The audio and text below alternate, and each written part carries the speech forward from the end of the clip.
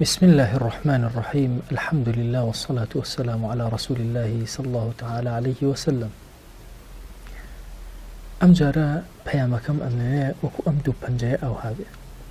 پەیامە بۆ هاوڵەکان کە وەکو ئەم دوو پەنجەیە پێکەون پێویستە هاوڵەکان زۆر مڕاعاتی یەکترکن هاوڵانی بەڕێز ئێمە پێویستمان بەوەیە لەگەڵ یەکترا بە معنای کەلیمە هاوڵ بین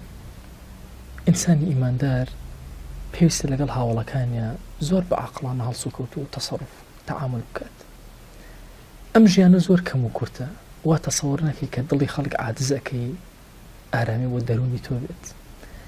یا وا بزانی تۆ زاڵ بووی بەسەر هاوڵەکەتدا نەخێر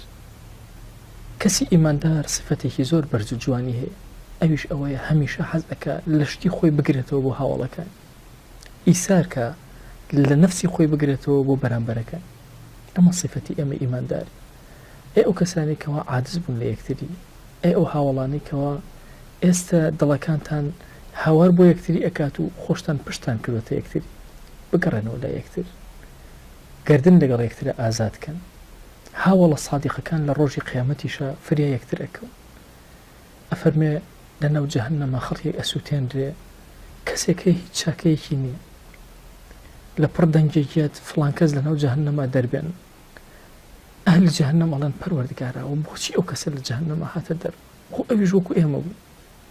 پێ ئەڵێن ئەوە سەدیقێکی حەمیمی هەبوو ڕەفیقێکی زۆر خۆشەویستی هەبوو ئارامی لەناو بەهەشتا نەگرتەوە بێ ئەو خۆیان من ناتوانم ئارام بگرم لە بەهەشتا ئەگەر ڕەفیقەکەم لە دۆزەخات بەهۆی ڕەفیقەکەیەوە خوا لە ڕەفیقەکەی تری بورە ئەهلی بەهەشت هاوارەکەن ئەهلی جەهەنەم هاوارەکەن پەروەردگارە والله ئێمە سەدیقێکی حەمیمیشمان نییە هاوڵێکی گیانی بە گیانیمان نییە کەوا ڕزگارمان کە ئێمە پێویستمان بە هاوڵانێکە نەک بۆ ئەم دنیا بۆ ئەم دنیاش و ئەو دنیاش تکاتان لێ ئەەکەم لەگەڵێکدا زۆر هادئ بن زۆر هێمن بن مانگی هێمنی ئەم مانگە چاکەکاریکەن لەگەڵ یەکترە هەمووتان پێکەوە هەوڵ بدەن هانی یەکتر بدەن بۆ چاکەکاری خواناسی نەکەن یەکتر ساردکەنەوە نەکەری ئەکرێت دوورخەنەوە نەکەن خراپە لەگەڵ یەکترا بکەن ئەگەرچی ئەم ژیانە زۆر کورتە ئەڕوا بەڵام هەمومان لە بەردەم ڕەب العالەمین ڕائەگیرێن بەخوا هەر کە زوڵمی لە کەسێک کردوێت لەسەری ناچێت بۆیە داوای گەردن ئازایی لە یەکترکەن لە مانگی ڕەمەضانە زۆری ماوە پێشەوەی بگەینە جەژن باوەشکن بە یەکترە لەعەلە خوای گەورە دەرگاکانی خێر بەسەرمانە واڵا ئەکە خوای گیان داوات لێ ئەکەین هەردوو هاوڵێک کە عاجز بوون خوای گیان دڵەکانیان بخەرەوە یەک پەروەردگارە هەموو هاوڵان لەسەر خێر و دینداری و خواناسی کۆکەرەوە هاوڵانی بەڕێز داواتان لێ ئەەکەم پێکەوە دەسە جەمع بن مزگەوتەکان و ماڵەکانی خوا ئاوەدان کردنەوە لاوانی جوان